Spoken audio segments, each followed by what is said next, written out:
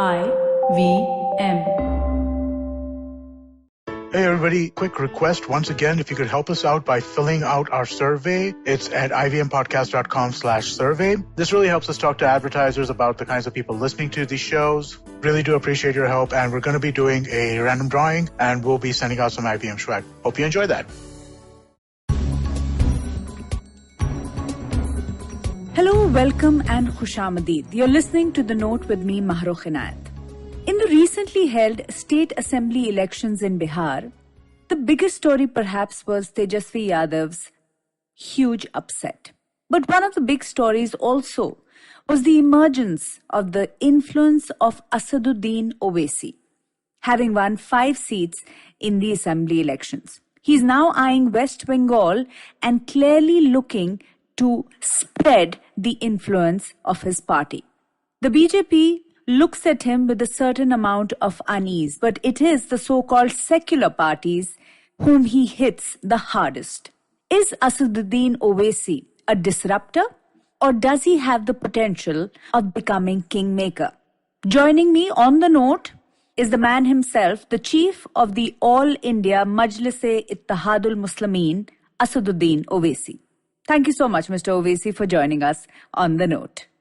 My first question to you is, your party is the AIMIM, with a clear focus, at least from the name of your party and the way you have conducted, towards the Muslims of India.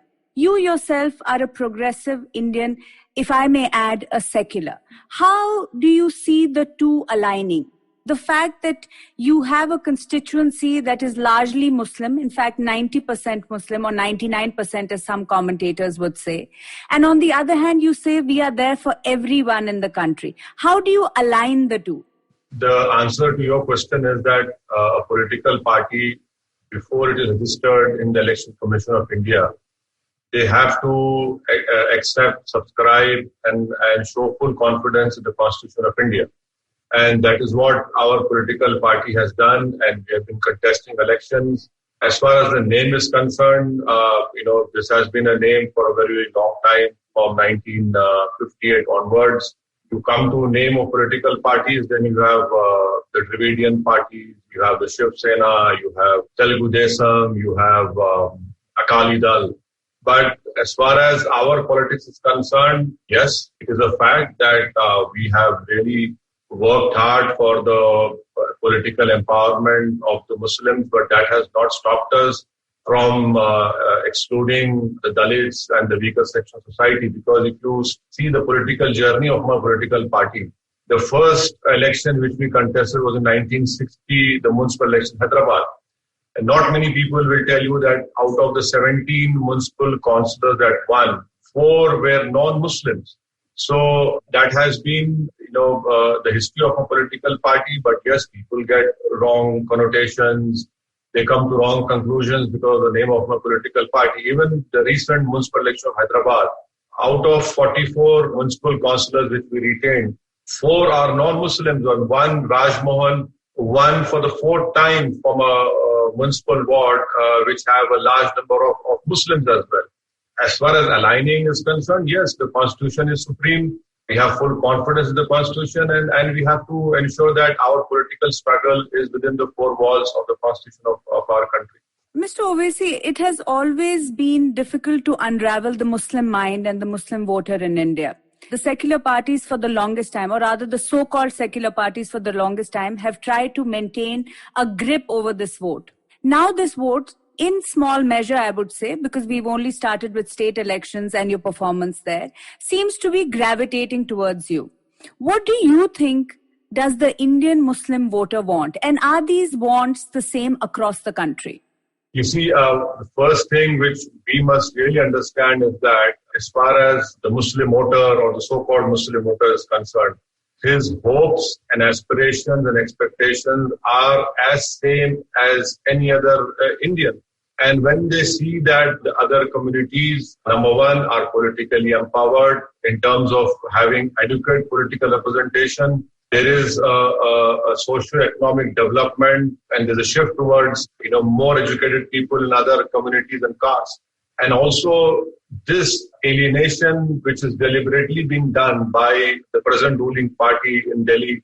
So these are 3-4 important points which has really impacted the Muslim mind. And that is why you see that this so-called secular parties, when they come up and say that, you have to keep secularism alive and you have to vote for us, Muslims have now realized that their vote has no value, i.e. in terms of stopping the BJP, because the so-called secular parties are not at all able to garner the non-Muslim vote, which has now completely gravitated towards Narendra Modi. And I don't say this with anecdotal, but with empirical evidence.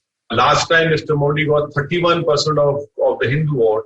In 2019, that increased to 37%, whereas the Muslim vote remains static at 6 or 7% as far if I remember, according to CSDS data. So that is why we see that there is a change on the ground, and especially among the Muslim youth. And they feel that, yes, we need to have political voice, we need to have political empowerment. And the cry on the ground is that we have voted for many parties, now we'll vote for our candidate. Because whether any state elections or the Lok Sabha elections, if you see, the secular party is not able to stop BJP. And also it is very saddening that whether it started from love jihad to Ghar Wapsi to mob lynching, whether it is Corona jihad, now it is comedy jihad. Where are these so-called secular parties? Are you standing with those individuals? Forget about the religion.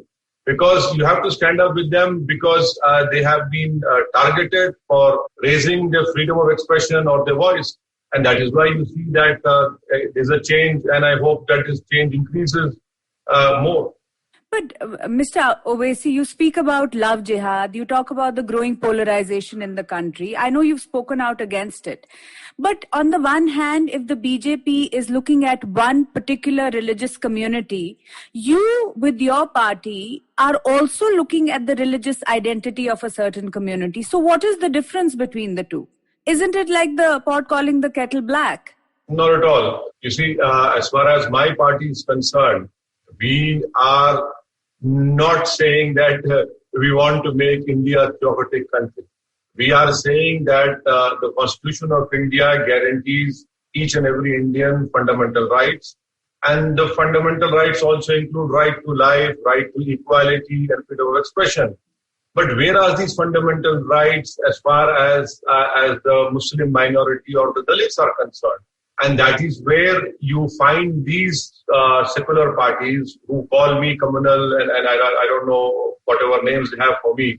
You don't find them standing with the Muslims or the Dalits. Take the recent example of what happened in Madhya Pradesh, wherein a mob in the name of collecting funds for the construction of Ram Temple, you have some buffoons who went up to the masjid and erected a flag. Muslim houses were looted. Where is that secular party who was in power 4-5 months ago? You don't find them. After 8-9 days, you find them going to the higher police officials and speaking to them. And thirdly, am I saying that I will make certain section of society a second class? No, my whole struggle is to ensure that the constitution promises that were made by our constitution makers are given to us. You said you've been given several names by these so-called secular parties, as you'd like to call them. But isn't it a fact that had there been no polarization in the country because of the BJP and other right-wing groups, a party like the AIMIM might not have had the kind of success that you're seeing now? To answer your question, I would say that had Mahatma Gandhi not been assassinated by the conspiracy of Savarkar and Nathuram Godse and company, in my opinion, the Jan Sangh would have got many MPs elected. Secondly, there has always been a communal politics in this country. I would say a majoritarian form of politics in this country for a very, very long time. Thirdly, I can narrate to you my childhood experiences of how people from Jan Sangh, the Jan Sangh or RSS used to come up and raise these slogans. So to say that polarization only happened in 2014, No, I don't agree with you because, if you sow seeds of hatred for BJP or these communal-minded politics, it takes time for them to reap their dividends. And they are reaping dividends. It started in 2014 and now in 2019. But yes, whether the demolition of Babri Masjid is an example of majoritarian politics. The killings of Sikhs on the streets of Delhi is an example of majoritarian politics. The massacre in Delhi, what happened in Mumbai in this month in the year 1993, 2002 Gujarat. So these are all the things which are always there, and it takes time for this rot to set in, for this communal cancer to set in. Now it has set in, and now BJP is reaping the benefits and dividends of it. And I completely blame these so-called secular parties. And to blame me, am I responsible for this polarization? No. I have been a victim of this majoritarian form of politics, which not only weakened me in terms of my political representation, but in every sphere, whether in education, equity, everywhere this has happened. So it is wrong to blame me. It is high time that some introspection is done by the majority community and to see why is it that the BJP is winning instead of asking me this question.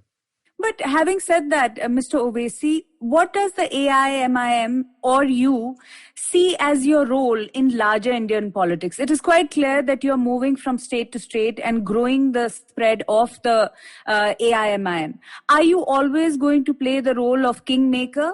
Because ultimately, if a party as strong as the BJP has to be defeated at the national stage or even in state politics, you will have to align with the parties that you're criticizing right now.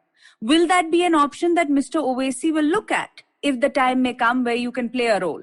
The first point is that it is my democratic right to spread my party, and every political party wants to spread.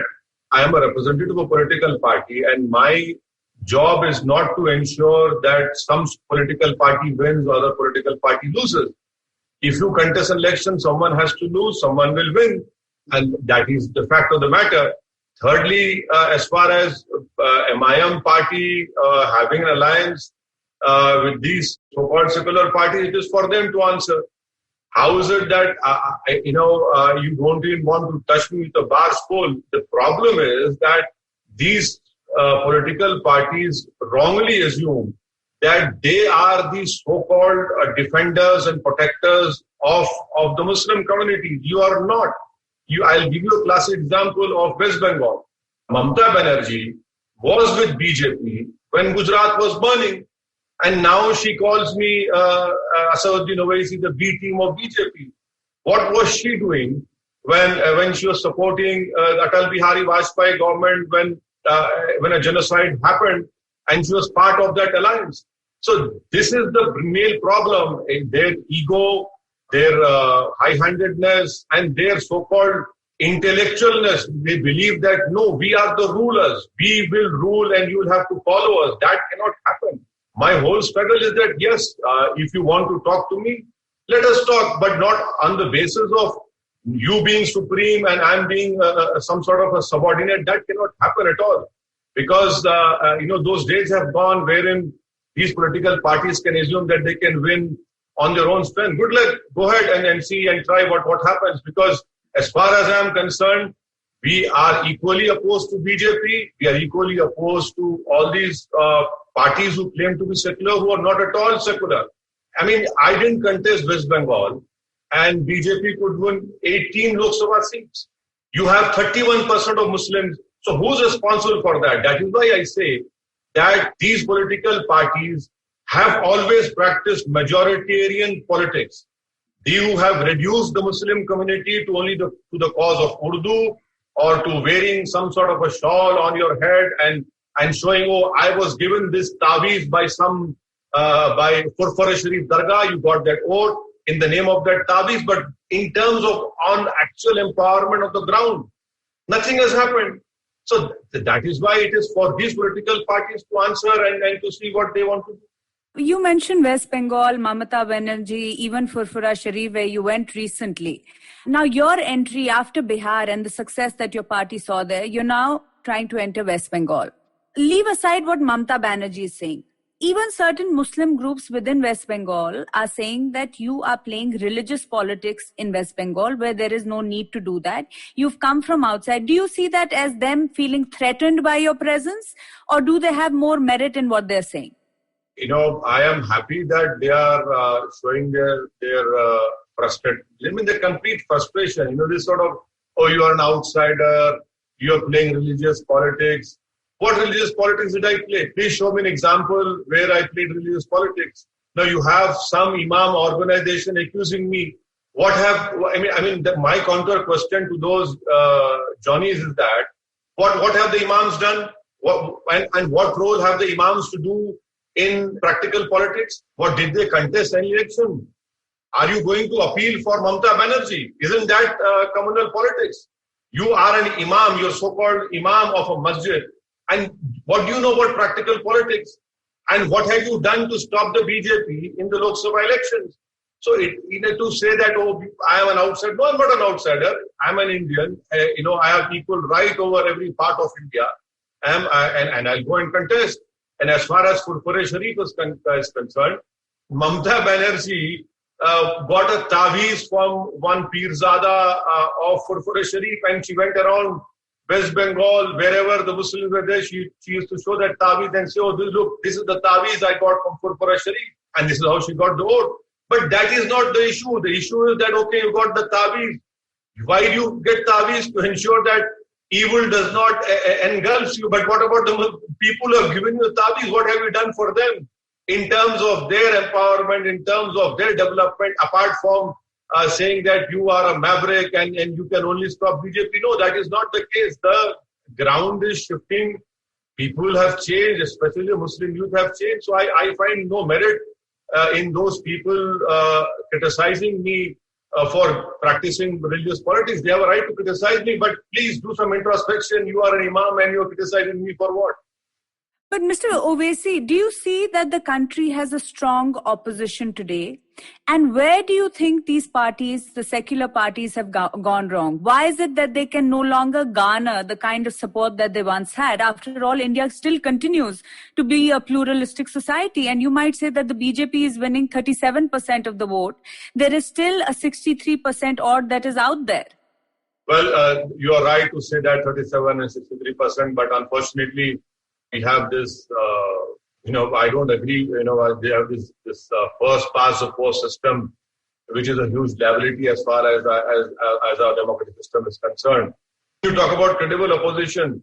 I mean, why aren't political leaders being allowed to come to that farmers' protest? Why? Because, in my opinion, this farmers' protest is one of the biggest rural protests this country has ever seen. The farmers themselves have no confidence in the bigger political parties. And that is why you see that these farmers have realized that they will have to take the bull by its horns and they will have to come forward and don't allow any opposition parties to come and take over. Because the opposition parties are not able to take on BJP on ideology. The opposition parties are trying to be more Hindu than Mr. Modi. The opposition parties are not able to win elections because they don't know, they have lost this formula of winning elections. And that is why you see that it is this kind of protest which this country will see more, inshallah, wherein different people or groups from different societies or castes will come forward. We have seen this in the Maratha reservation, we have seen the Patel reservation, we have seen the Jat reservation, and now we are seeing this. So where is the opposition? That is the question you have rightly raised. Unfortunately, when you have Congress party which supports the BJP when Mr. Amit Shah brings an Unlawful Activities Prevention Act amendment, which anyone can be called a terrorist, based on an ACP report of NIA in Delhi. It is the Congress party which supported. It is the Congress party which supported BJP when BJP brought a bill having a retrospective effect, despite the Delhi High Court saying that take action against BJP and Congress for taking foreign funding. So, you have to show difference to BJP. You're not showing that. You are not taking them on ideological grounds because you feel that the moment you take them on ideologically, then you lose the majority community vote. So on every count, on every point which is important to take on BJP, the opposition parties are lacking. And that is why I feel BJP has an upper hand. But Mr. Owaisi, I'll repeat my question. I asked it earlier as well. If the situation may arise where you have to align with these parties, the parties that you're criticizing, would you align in order to keep the BJP out? Yes or no? To answer your question, I would request you from 2014 to 2019 monsoon session of the parliament, you show me one legislation in the parliament wherein my party has supported BJP. I have answered your question by showing how the Congress party had supported BJP. When it came to triple talaq issue, when it came to appointment of information commissioners, numerous legislation, you have seen these so-called secular parties playing musical chairs with BJP. Not me. I have a consistent stand. Now this question has to be answered by these so-called secular parties, whether they are willing to have even talk to me. Forget about having political alliance. Because as far as they are concerned, I am the most political untouchable. They don't even want to touch me with a bar scroll. So it is for them to answer this question. Because, you are right, to stop BJP, if everyone has to come together, yes, you have to come together. But if you tell me, no, Mr. Owaisi, your party must play a secondary role and you must just follow us, that cannot happen. That cannot happen. That will not happen. Because I am reflecting a change in the society and which these political parties are unfortunately not able to see. I'll move a little to what we saw in the United States. Unprecedented scenes at the US Capitol. This is not an overnight movement. It has been a consistent breaking down of democratic institutions, of lack of credibility of the media, and of course, a dictatorial leader right at the top. What is the lesson, do you think, for India and Indian democracy? Because we have a lot of people right now condemning what has happened in the US, but somehow one feels that this might be something that might show a kind of a repeat in the kind of scenes we have seen in other democracies as well. Do you agree with that point? You see, let me give you 2 points. I differ with you on 2 points. One, when George Floyd was murdered by the American police, you had the whole American society, especially the white Americans, erupting in anger against this murder of George Floyd. You have in our beloved country in Delhi, the killing of Faizan in Delhi, wherein that boy was lying on the ground after being shot and beaten, his jaw was broken, ribs were broken, and he was told to recite Jan Gan Man. Where is that anger? Where is that eruption by majority community brothers and sisters? That we didn't see. When it came to George Floyd, you had the whole American society erupting. You had Black Lives Matter. And had I said Muslim Lives Matter, another expletive would have been used against me.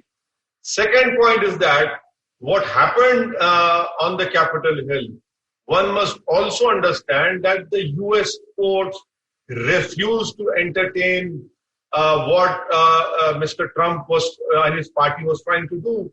Their respective state election commission rejected his contention. Even the own ruling party of Republican senators and them did agree with what Trump was doing. So yes, these are the 2 important differences.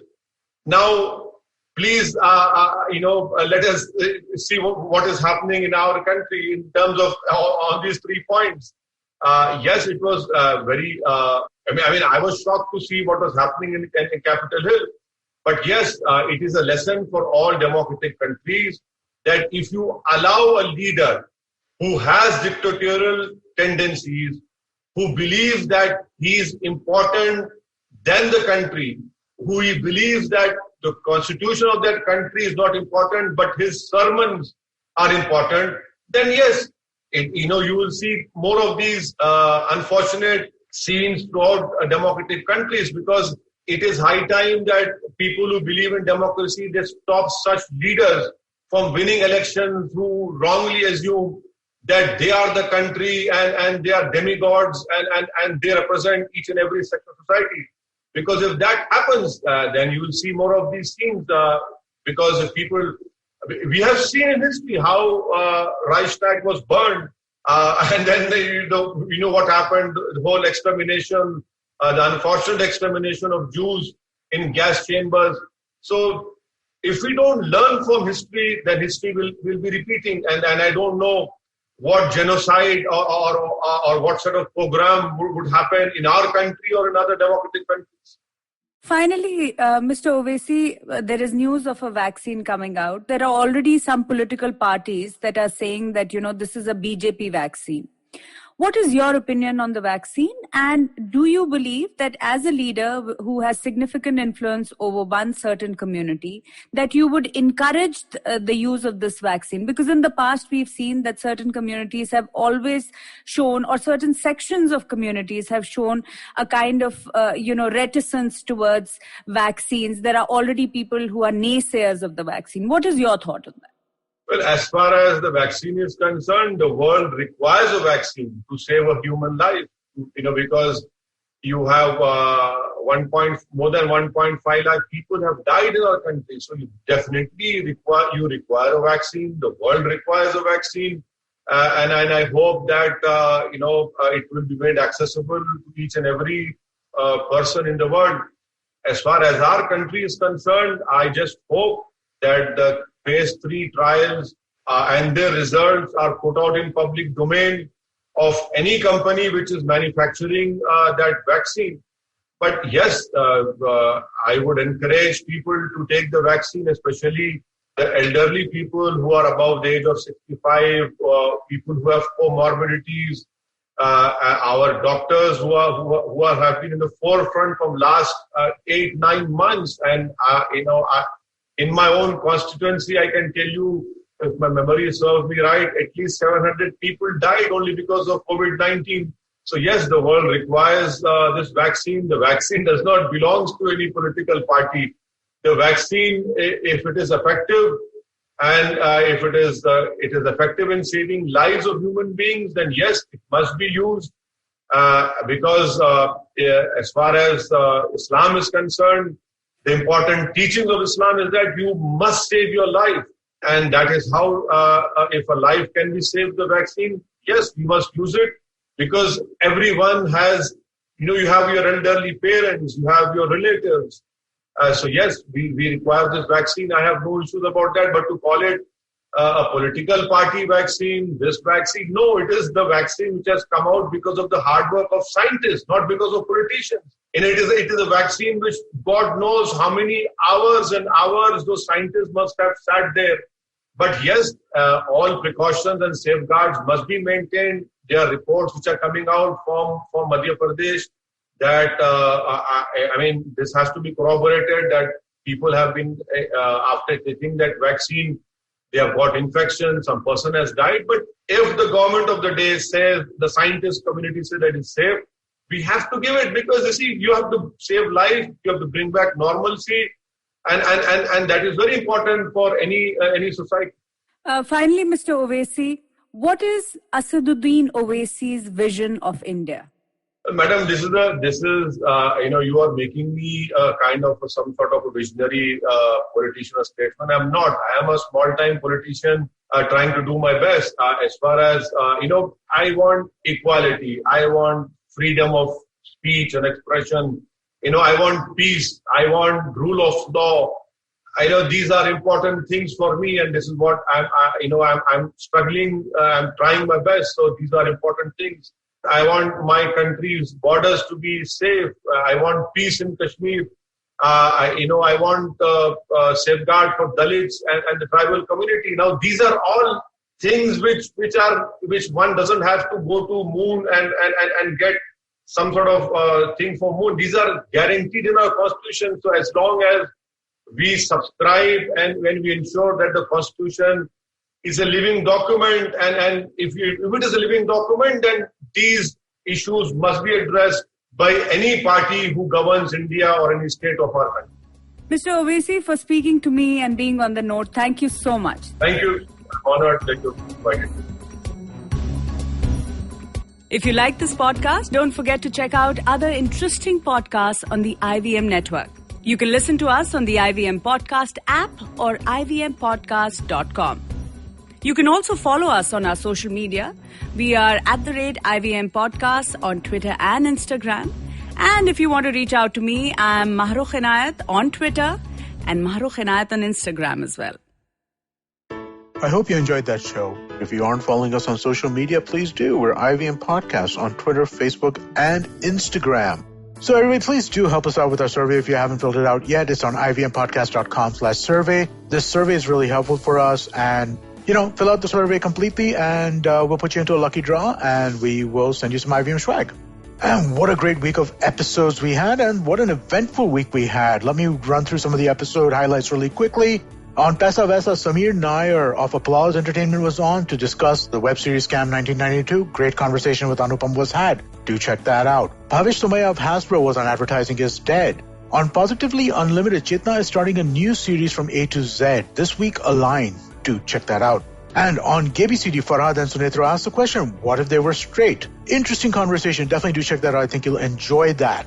And one piece of news for you guys. Cyrus Says is now live on YouTube every weekday at 10 a.m. If you go to our IVM Podcast YouTube channel, you'll be able to catch us over there. And stay tuned for a lot more video content coming out in the next couple of weeks. And with that, I hope to see you again next week.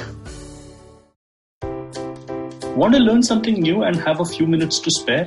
Well, then go for the Traveling Professor's Diary, where I, Siddharth Deshmukh, the Traveling Professor, will help you glean from all the insights that I've gained from wherever I've traveled, learned, taught, and repeated. Join me every Tuesday and Thursday on the IVM Podcast website, app, or wherever you get your podcasts from.